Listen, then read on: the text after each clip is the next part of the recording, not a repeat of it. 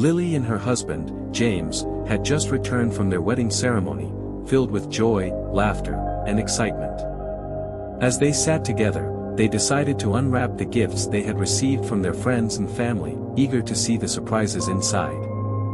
One by one, they opened each package, reading the congratulatory messages and smiling at the thoughtful gifts. Then a peculiar gift caught their attention. It was wrapped in beautiful shimmering golden paper, but it had no name or message attached. "Who would send us something without a note?" James asked, raising an eyebrow. They slowly unwrapped the mysterious gift, revealing a mirror with a fancy golden frame, intricate and eye-catching. "I love this mirror!" Lily exclaimed, her eyes shining with delight. But James wasn't as sure. "Who would give us a mirror as a wedding gift?" he asked, feeling uneasy. "And with no name or message, that's strange." Lily, however, was captivated. She gently lifted the mirror and said, "I think it'll look lovely in the living room." She hung it on the wall, stepping back to admire how it sparkled in the light. But something felt a bit off to James. "Are you sure about this mirror, Lily?" he asked, still feeling uneasy. "It seems different." "Oh, it's fine. It's unique," Lily replied, brushing off his concerns. But just then, she had an idea. "Actually, maybe it would be better in our bedroom," she said. She carefully carried the mirror and mounted it on the wall of their bedroom, adjusting it until it looked perfect. As she left the room to join James to finish unwrapping the other gifts, a thin, dark smoke began swirling inside the mirror's glass, almost as if it were alive. The smoke twisted and turned, forming shapes and curling in the air like a snake. From that day on, things began to change. Shadows moved where there should have been none, and strange noises filled the quiet house at night. After a joyful evening of unwrapping gifts and sharing laughs, Lily and James finally lay down on their new cozy bed in their bedroom. They made love, whispered sweet things to each other, holding hands, and eventually drifted off to sleep, happy and content. In the early morning light, Lily opened her eyes, smiling as she remembered the night before. "Good morning, darling," she greeted, stretching. James turned to her, grinning. But before he could say anything, Lily said with a playful look, "Darling, the style you gave me in the middle of the night was amazing. I've never felt like that before. This is the best love I've ever had." James's smile faded. "What are you talking about?" he asked, looking confused. "I didn't wake up in the middle of the night. I slept straight through." Lily laughed, nudging him. "Oh, come on, don't be shy. I'm talking about how you lifted my legs and gave me those different styles all night," she said with a grin. James's face grew serious. "Lily, I really don't know what you're talking about. I never woke up last night." The room went silent. Lily's smile faded as she looked into James's eyes, realizing he wasn't joking. Just then, a loud knock at the front door broke the silence, making them both jump. Lily got up, her heart pounding a little faster than usual, and went to answer the door. When she opened it, she saw her younger stepsister Sophie standing there with her luggage. "Good morning, Sophie," Lily greeted cheerfully, giving her a hug. "Mom said I should come early so I can help you with the morning chores." "Oh, Sophie, you're here already? Isn't it a bit too early?" Lily asked, glancing back at James, who was still sitting up in bed, looking deep in thought. "No, Mom insisted I leave early," Sophie replied. "She thought I could get a head start and settle in. She said it's only polite to help you since I'll be staying here for a while." Lily gave a small uneasy smile, trying to shake off the strange feeling from moments before. She helped Sophie carry her luggage inside, showing her to the guest room. As they settled Sophie in, Lily couldn't stop thinking about what James had said. If he wasn't with her in the middle of the night, who or what was? Months passed, and Lily discovered she was pregnant. The news filled the house with joy, and James was especially excited, dreaming of becoming a father. They both prepared eagerly, imagining their little one's arrival. Each day felt brighter, and their happiness grew. Then one night, as they lay sleeping in their cozy bed, something strange happened in the quiet. A dark, misty smoke began to swirl out of the mirror in their bedroom, slowly thickening and twisting, forming a shadowy figure, a monster with dark eyes and a terrifying grin. It stepped out of the mirror and walked up to Lily as she lay sound asleep, too deep in her dreams to notice the strange visitor. The shadowy creature leaned over her, and she felt something strange, but she was too weak and sleepy to wake up fully. Half asleep, she thought it was James, so she drifted back to sleep, thinking everything was okay. Suddenly, she jolted awake in the early morning light. She felt strange and weak, and as she looked down, her eyes widened in horror. There was blood all over the bed. Lily let out a scream that echoed through the room, waking James up. He sat up quickly, his face filled with shock and worry. "Lily, what happened?" he asked, rushing to her side. But Lily was crying, too shaken to explain. James, alarmed, shouted for help, and Sophie ran into the room. Together, they helped Lily out of bed and hurried her to the hospital. After a long wait, the doctor finally came out, his face heavy with sad news. He explained that Lily had lost the baby. Lily broke into tears, her heart shattered, and James held her tightly, his own eyes filled with sorrow. As they returned home, Lily's sadness quickly turned to anger. She looked at James, her eyes blazing. "Why did you do this to me?" she asked, her voice trembling. James looked confused. "What do you mean?" he asked. "You know what I mean," Lily replied. "You came to me in the middle of the night. I thought it was you, but now I feel like you hurt me somehow." James was shocked. "Lily, I swear I didn't wake up last night. I don't know what happened, but it wasn't me." But Lily didn't believe him. Her heart was too heavy, and her mind was full of questions. She blamed James, and he couldn't seem to prove his innocence. This strange event kept happening. Each time Lily became pregnant, something terrible would happen in the night.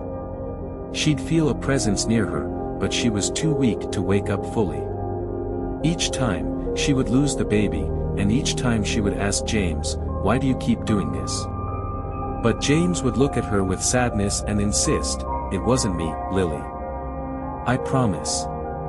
The mysterious losses began to strain their marriage. James tried to comfort Lily, but she couldn't trust him, and in the corner of the room, the mirror stood silently, as if it were hiding a terrible secret. Its golden frame now looked less beautiful and more haunting. Their love and trust slowly crumbled as they kept wondering. One day, Lily found out she was pregnant again. She and James were overjoyed, but this time, they felt afraid too. They didn't want to lose another baby. So James came up with an idea. "I'll sleep in a different room," he said, holding Lily's hands. "This way, nothing strange can happen. I'll check on you every morning to make sure you're safe." Lily agreed, though she felt nervous about sleeping alone. She took a deep breath and hoped that this time everything would be okay. One quiet night, Lily lay sleeping peacefully, her heart filled with hope for her little baby.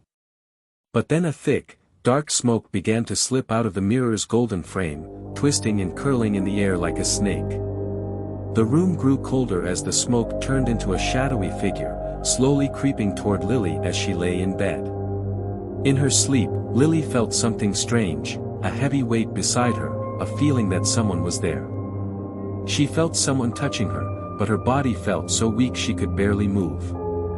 She tried to call out, but her voice was caught in her throat. She thought it must be a nightmare, but just then, she snapped awake, gasping for air. She sat up in bed, her heart racing. When she looked down, her eyes filled with horror, there was blood all over the bed. She screamed, the sound echoing through the house. Her hands shook as she looked around, realizing the room was locked, and she was all alone. Who was in here?" she whispered to herself, fear gripping her heart. She had no idea who or what had been with her. Hearing her scream, James and Sophie rushed down the hallway. Lily, still shaking, managed to unlock the door, her hands trembling. When James and Sophie saw her covered in blood, their faces turned pale with shock. James knelt beside her, holding her hand. "Lily, what happened? I wasn't here. The door was locked. Who could have done this?" Lily looked into his eyes, unable to answer, as fear filled her heart. Sophie held Lily's other hand, whispering, "This is not normal. Something strange is happening." The next morning, Lily felt scared and worried. She didn't understand what was happening, but she knew something was very wrong. Her little sister Sophie could see how sad Lily was, so she took her hand and whispered, "Lily, maybe we should call Mom. She always knows what to do." Lily nodded, and soon she was talking to her stepmother, Mrs. Clarissa, on the phone. Mrs. Clarissa had loved Lily like her own daughter ever since Lily's mother passed away. She listened carefully as Lily explained everything. "Oh, my dear Lily," Mrs. Clarissa said in a gentle, calming voice. "Don't worry, my child. We'll find a way to make it all better. Come to my house tomorrow morning. I know someone who can help us."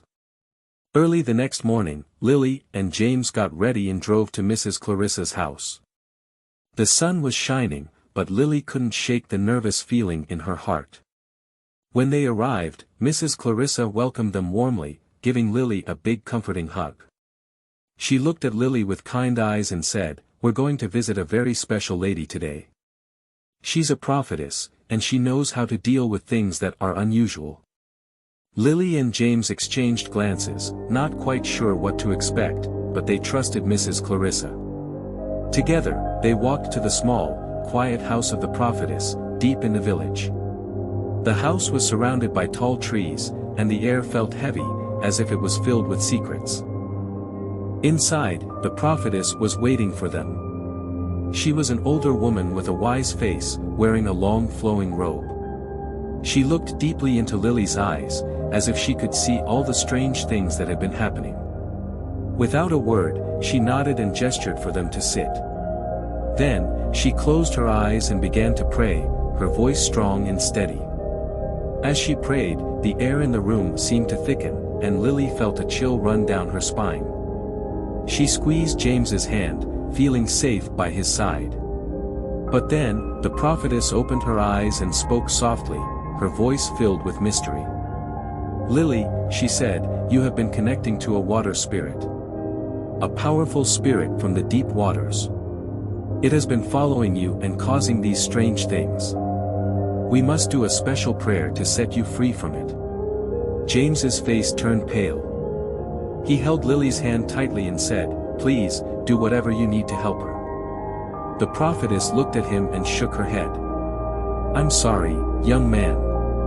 For this prayer, only women can stay. You must go home, and Lily will stay here with us. Do not worry. We will keep her safe." Luke didn't want to leave, but he knew he had no choice. He kissed Maya's hand and whispered, "I'll be back in the morning. Be brave." After he left, Maya felt a little nervous, but her stepmother Olivia held her hand. The healer began to prepare for the night, lighting candles and sprinkling water around the room. The flickering light cast strange shadows on the walls, making everything look mysterious and a little spooky. Late at night, just as the world was dark and quiet, the healer told Maya to come to her shrine. The room was dimly lit with candles flickering and casting strange shadows on the walls. It was quiet except for the healer's soft, powerful voice as she began to pray. "Maya, put this on," the healer whispered, handing her a long white gown. It felt strange and heavy as Maya slipped it over her head, feeling the cool fabric against her skin. She looked around, feeling nervous but hopeful. Maybe, just maybe, this would be the answer she had been searching for. The prayer went on and on, the healer's voice growing louder, echoing off the walls. Then, an hour later, she brought out a thick rope and tied Maya's hands together. Maya looked down, her heart pounding. Why was this happening?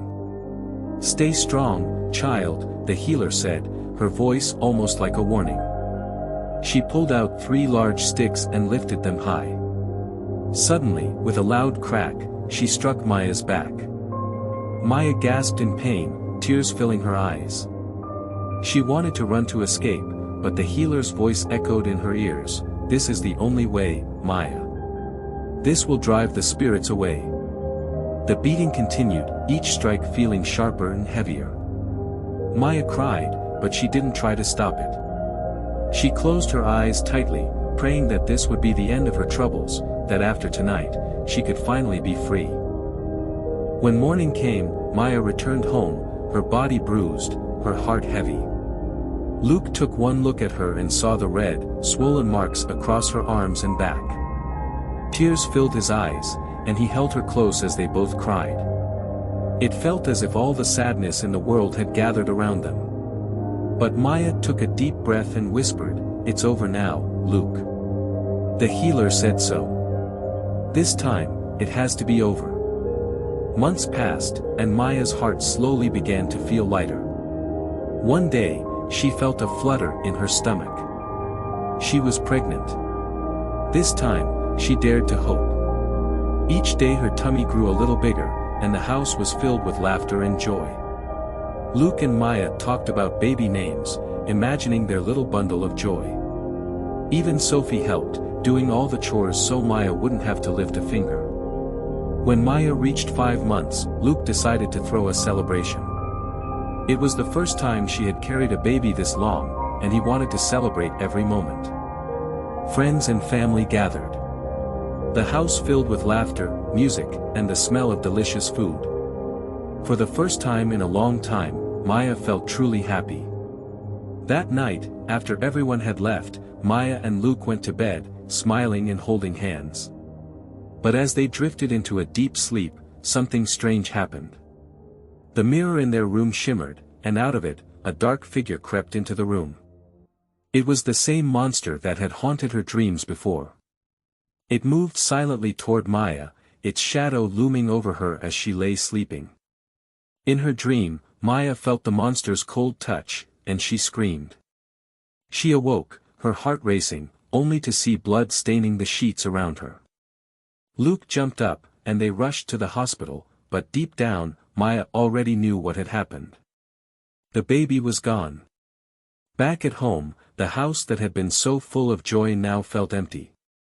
Maya sat in silence, feeling as if the world had crumbled around her. The dream of holding her baby, of becoming a mother, felt more distant than ever. She didn't know if she could go through this again, and for the first time, she felt truly defeated. When Maya came back from the hospital, her stepmother, Olivia, came to stay with her to help her heal. Every day, Olivia would sit with her, telling her to be patient and reminding her that things would get better. Maya would listen, holding on to her stepmother's comforting words, even though her heart felt so heavy. She wanted more than anything to believe that this sadness would end. One evening, as the sky turned dark and the house grew quiet, Olivia called Maya and Luke into the living room. Her voice was serious, and her face looked worried.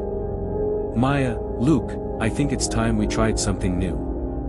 I know a very powerful man who might help us," she said. Luke was unsure, his face full of doubt, but Maya looked at him with pleading eyes. She was desperate, willing to do anything just to finally hold her own baby. Reluctantly, Luke nodded, and they agreed to go the next day. They arrived at the shaman's shrine. It was a strange place, filled with strange objects hanging from the walls, and the smell of burning herbs filled the air. The shaman looked at them, his eyes dark and mysterious. He told Maya that if she wanted to be free, she had to make sacrifices. "You must go to your village and bathe in the river at midnight," he said, his voice echoing in the room. Maya felt a chill run down her spine, but she nodded. She was ready to do anything. That night, she traveled to her village alone, feeling both scared and determined. She stood by the river at midnight, under the moonlight, and did everything the shaman had asked. She prayed, hoping that this would finally be the end of her pain. When she returned home, she felt hopeful, thinking that maybe this time would be different. A few months later, Maya discovered she was pregnant again. Her heart swelled with hope and joy, and she took extra care to protect her unborn child. But one night, just as she drifted off to sleep, the monster returned. It was there in her dream, dark and terrifying. When she woke up, she knew something was wrong. Her heart sank as she realized she had lost the baby again. She felt broken, like all her dreams had crumbled into dust. This time, things changed. Luke, who had always been there for her, began to grow distant. He seemed frustrated, often avoiding her. One afternoon, Maya walked into their bedroom and saw Luke packing clothes into his suitcase. She watched, confused, and asked, "Luke, are you going somewhere?" Luke didn't look at her. He sighed and replied, "No, I'm not traveling. I'm moving to the other room. I need my space, Maya. I don't want to share a room anymore." His words hit her like a storm. Maya felt her heart break as she watched him walk away. She wanted to reach out to beg him to stay, but no words came. She just stood there, frozen, as Luke left the room. That night, Maya lay alone in their bed, staring up at the ceiling with tears streaming down her face. She felt like everything in her life was falling apart. The emptiness surrounded her, and she cried until she drifted off to sleep, wondering if her life would ever be whole again. Days later, Maya sat alone in the living room late at night, waiting for Luke to come home. She had called him over and over, but he didn't answer. She felt worried and hurt, wondering where he could be. Finally, she heard the door creak open. There was Luke, stumbling in, smelling strongly of a strange perfume and looking tired and drunk. "Where have you been, Luke, and why didn't you answer my calls?" Maya asked, her voice filled with worry and anger. Luke just laughed a little, not looking at her. "Why are you calling me? Do you think I'm your baby?" he muttered, pushing past her. "I just want to go to bed." Maya's heart sank, but she stepped in front of him, refusing to move. "No, Luke, you're my husband, and I deserve to know where you were," she said, trying to keep her voice steady. Luke's eyes flashed with anger, and before she knew it, his hand shot out, slapping her hard across the face. Maya stumbled back, her cheeks stinging as Luke pushed past her without another word. She stood there in shock, tears streaming down her face, her heart shattered. Sophie, who had been asleep, woke up to the sound of Maya crying. She hurried over, wrapping her arms around Maya, comforting her until she calmed down. That night, Maya lay in bed, her heart heavy with sadness. She cried quietly, asking God for strength, wondering if things would ever get better. The next morning, Maya couldn't bear the pain any longer. She packed a small bag and left, heading to her stepmother's house. Olivia welcomed her with open arms, listening as Maya told her everything. Olivia was furious when she heard about Luke hitting Maya. She called him, warning him that he should never lay a hand on Maya again. Then she held Maya, telling her to stay for a few days to rest and clear her mind. But even with her stepmother's comforting words, Maya felt like a shadow of herself. Every night she prayed, pouring her heart out to God. "Please, God," she whispered, "I'm just an orphan. Please hear me. Please wipe away my tears." After a few days, Maya decided to return to Luke's house. She missed him and hoped that maybe, just maybe, things could go back to normal. But when she got home, Luke didn't say a word to her. He didn't apologize, didn't hug her, didn't even look at her. Instead, he acted as if she wasn't there, giving her the cold shoulder. Maya tried to talk to him, tried to remind him of their love, but he only shrugged her off. Late one night, feeling desperate, Maya went to Luke's room. She sat on his bed, looking at him with pleading eyes. "Luke, please," she whispered, reaching out to him. "Let's try again. How can I get pregnant if you don't even touch me?" Luke looked at her, his face hard. "I'm tired, Maya," he said. "Tired of all the hospital visits, the heartbreak, the losses. Just let me be." Maya's heart ached, but she stayed there, hoping he would change his mind. But with a sigh, Luke grabbed a pillow, walked out of the room, and left her sitting there, alone and heartbroken. One sunny afternoon, Maya sat quietly in the living room, reading her Bible. She felt a little bit of peace as she read, hoping that maybe things would get better soon. Nearby, Sophie was busy cleaning the house, humming softly as she dusted the shelves. Everything seemed calm, but suddenly, Sophie stopped. She started coughing hard, clutching her stomach, then dashed to the bathroom and started throwing up. Maya's heart skipped a beat. She rushed over, knocking on the bathroom door. "Sophie, are you okay?" Maya's voice was full of worry. After a few moments, Sophie came out, looking weak and pale. Maya gently held her by the arm. "Sophie, we need to go to the hospital. I don't want anything to happen to you," she said, her voice shaking. "You're my only sister, and I don't know what I'd do without you." Without wasting a second, Maya grabbed her car keys and helped Sophie into the car. She drove quickly, her heart pounding the whole way. At the hospital, they waited anxiously as the doctor ran tests. Maya held Sophie's hand, trying to stay calm. Finally, the doctor returned, holding a paper with a serious look on his face. "Sophie, you're 2 months pregnant." Maya's eyes widened, and her heart sank. "Pregnant?" she whispered. She felt confused, unsure what to think. Back at home, she looked at Sophie, her mind racing. "Sophie, who's the father?" she asked, her voice gentle but firm. Sophie looked down, avoiding her sister's eyes. She hesitated, trying to find the right words. After a long silence, she finally confessed, It's Luke." Maya's world seemed to crumble around her.